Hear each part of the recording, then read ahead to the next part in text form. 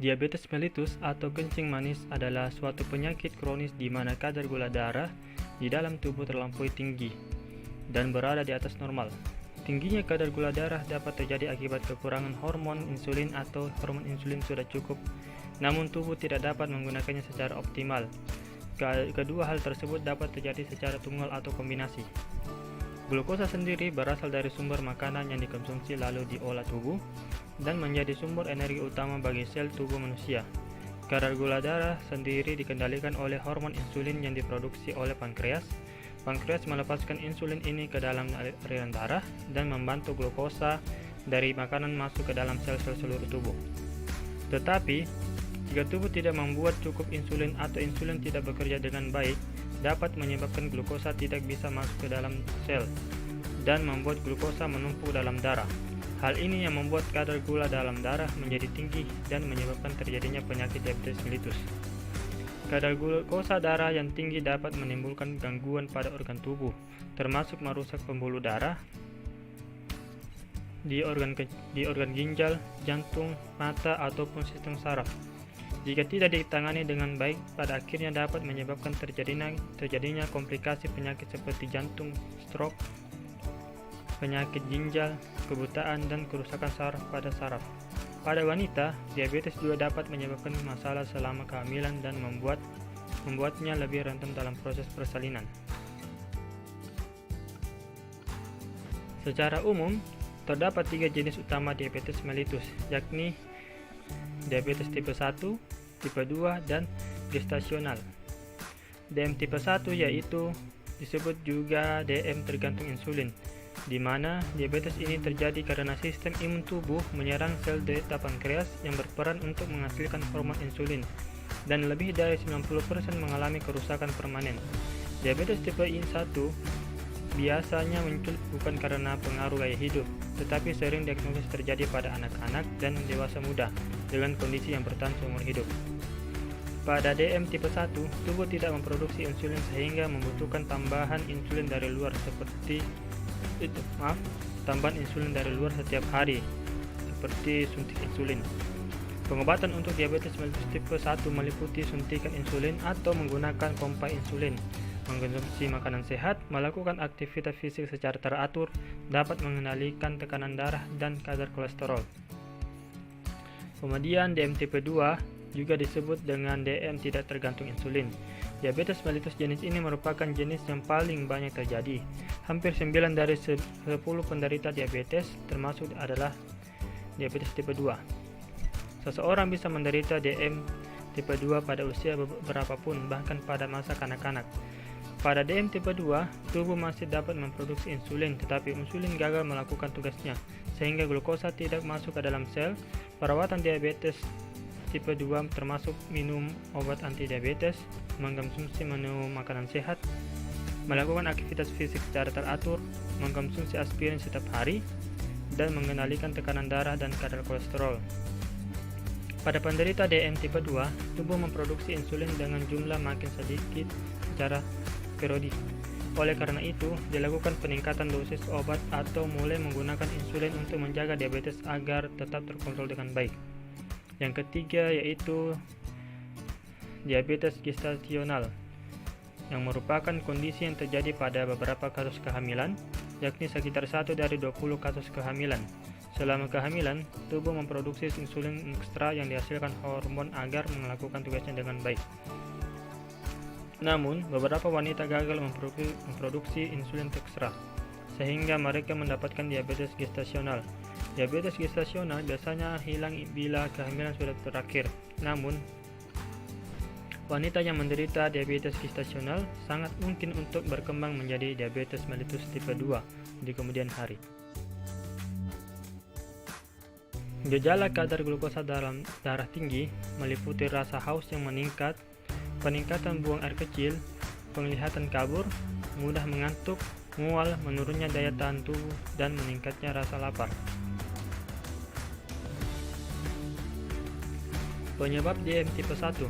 Penyebab pasti diabetes mellitus tipe 1 belum diketahui, tetapi dapat dipengaruhi juga oleh peran sistem daya tahan tubuh, sistem kekebalan tubuh yang seharusnya berfungsi melawan bakteri atau virus berbahaya, malah menyerang dan menghancurkan sel-sel yang memproduksi insulin di pankreas. Hal ini membuat tubuh memiliki sedikit atau bahkan tanpa insulin. Akibatnya, gula menumpuk di aliran darah. DM tipe 1 diduga disebabkan oleh kombinasi kerentanan genetik dan faktor lingkungan, meskipun penelitian akan faktor-faktor tersebut masih belum jelas. Kemudian penyebab DM tipe 2, sel-sel tubuh mengalami resistensi terhadap aksi insulin sehingga pankreas tidak dapat membuat insulin yang cukup untuk mengatasi resistensi ini. Beberapa penyebab diabetes mellitus tipe 2 yaitu usia yang lebih tua dari 45 tahun, kegemukan atau obesitas, riwayat keluarga, memiliki ibu, ayah, kakak atau adik dengan diabetes mellitus, ras atau etnis tertentu, memiliki bayi dengan berat lahir lebih dari 4.000 gram, mengalami diabetes selama penghamilan, tekanan darah tinggi 140/90 atau lebih tinggi. Kedua angka ini penting. Jika salah satu atau kedua angka tinggi berarti tekanan darah tinggi. Kolesterol tinggi, kolesterol total lebih dari 240, kemudian kurang aktivitas fisik, berolahraga kurang dari 3 kali seminggu, kadar gula darah yang tinggi pada pemeriksaan sebelumnya, memiliki kondisi kesehatan lain yang terkait insulin seperti sindrom ovarium polikistik, memiliki riwayat penyakit jantung atau stroke. Penyebab untuk diabetes gestasional selama kehamilan, plasenta menghasilkan hormon untuk mempertahankan kehamilan. Hormon-hormon ini membuat sel-sel menjadi lebih tahan terhadap insulin. Biasanya, pankreas akan merespon dengan memproduksi cukup insulin tambahan untuk mengatasi resistensi ini. Tetapi, terkadang pankreas tidak dapat melakukannya. Ketika hal ini terjadi, maka jumlah glukosa yang bisa masuk ke sel-sel tubuh menjadi terlalu sedikit, dan kebanyakan yang tinggal di darah sehingga mengakibatkan terjadinya diabetes gestasional. Untuk memastikan diabetes mellitus perlu dilakukan anamnesis secara detail pada pasien terkait keluhan yang dialami, riwayat penyakit diri dan keluarga, riwayat penyakit dahulu yang pernah dialami hingga riwayat kebiasaan sehari-hari. Selain itu, perlu dilakukan pemeriksaan fisik untuk mengetahui adanya gangguan fisik yang dialami meskipun pada beberapa pasien hal ini tidak ditemukan. Selain anamnesis dan pemeriksaan fisik, pemeriksaan penunjang sangat penting untuk menegakkan diagnosis. Beberapa pemeriksaan penunjang yang biasa dilakukan antara lain pemeriksaan kadar gula darah sewaktu, pemeriksaan kadar gula darah dewasa, pemeriksaan kadar gula darah 2 jam postprandial, dan pemeriksaan kadar HbA1c. Pengobatan di rumah. Untuk mengatasi diabetes mellitus perlu dilakukan terapi non-farmakologi berupa pengaturan diet dan juga peningkatan aktivitas fisik. Diet yang bisa dilakukan adalah pembatasan makanan tinggi karbohidrat, terutama karbohidrat sederhana seperti gula, coklat, roti, serta membatasi makanan tinggi kolesterol seperti santan, gorengan, jeroan, maupun telur puyuh. Sementara itu, makanan yang perlu ditingkatkan adalah makanan tinggi serat seperti sayur dan buah, terutama apel. Namun, beberapa buah yang tinggi gula dan lemak juga sebaiknya dibatasi seperti mangga, pisang, dan durian. Peningkatan aktivitas fisik terutama dengan olahraga teratur sangat disarankan. Misalnya berenang, jalan cepat, bersepeda. Olahraga sebaiknya dilakukan teratur 30-45 menit tiap sesinya sebanyak 3-5 kali setiap minggu. Pengobatan di rumah sakit yaitu untuk saat ini satu-satunya cara pengobatan diabetes mellitus tipe 1 adalah dengan menggunakan suntik insulin. Terdapat beberapa jenis insulin yaitu insulin kerja panjang yang dapat bertahan 1 hari, insulin kerja singkat yang bekerja 30-60 menit dan bertahan maksimal 8 jam, dan insulin kerja cepat bekerja 5-15 menit dan dipertahankan hingga 4-6 jam. Biasanya jenis-jenis insulin ini digunakan secara kombinasi.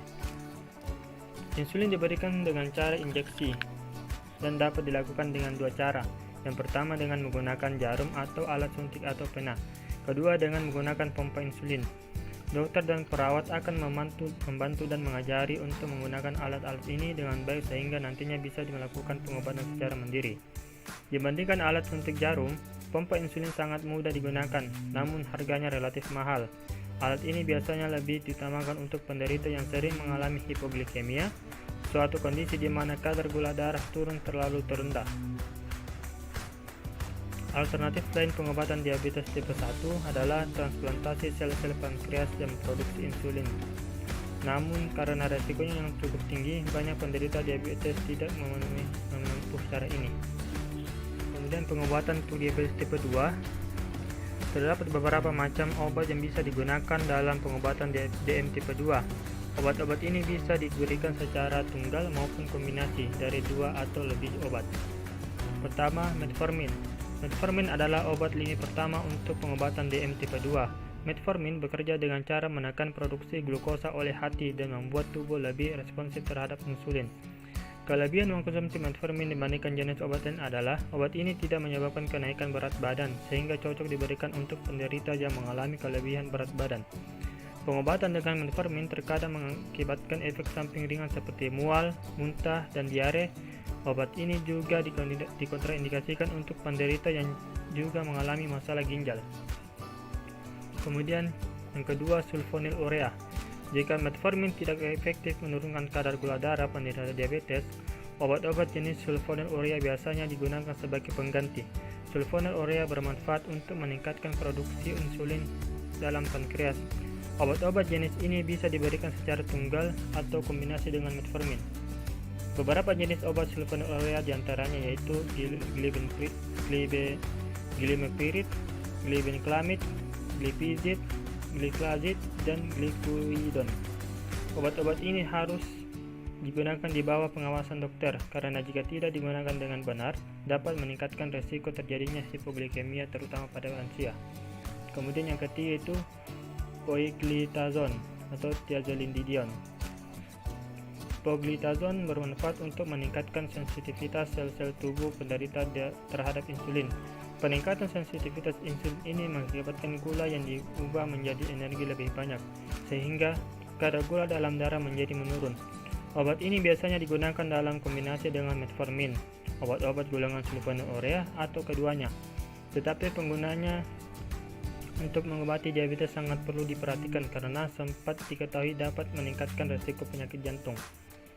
Yang ketiga, gliptin. Gliptin atau penghambat DPP-4 misalnya linagliptin, sasagliptin, sitagliptin, dan vildagliptin menghambat pemecahan hormon GLP-1, hormon yang terkait dalam produksi insulin. Dengan menghambat pemecahan hormon GLP-1, gliptin bermanfaat meningkatkan sekresi insulin, menghambat sekresi glukagon. Obat ini biasanya diberikan untuk penderita diabetes yang tidak bisa menggunakan metformin atau sulfonylurea atau dikombinasikan dengan kedua obat-obat tersebut. Yang berikutnya yaitu agonis GLP-1. Agonis GLP-1 misalnya exenatid, dan liraglutid adalah obat yang bekerja dengan mekanisme mirip hormon GLP-1 alami. Kode obat ini banyak digunakan untuk mengobati penderita diabetes yang menggunakan metformin atau sulfonylurea dan mengalami obesitas.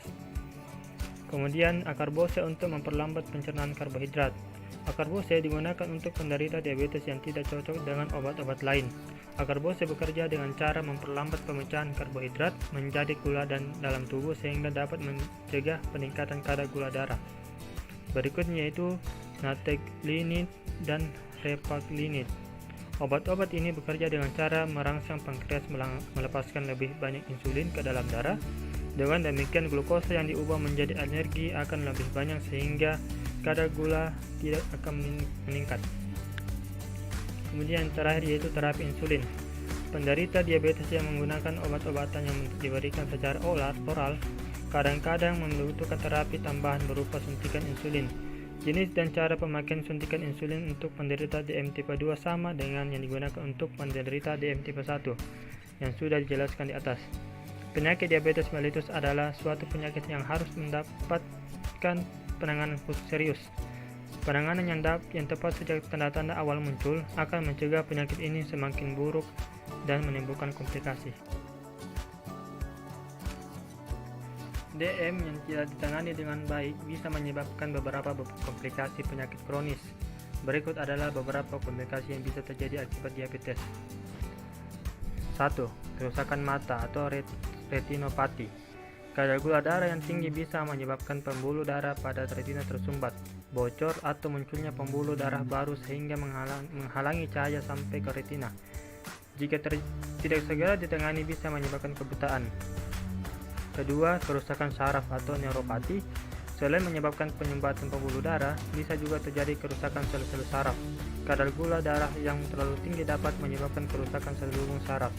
Gejalanya bisa berupa kesemutan atau terasa seperti terbakar pada ujung jari-jari tangan atau kaki.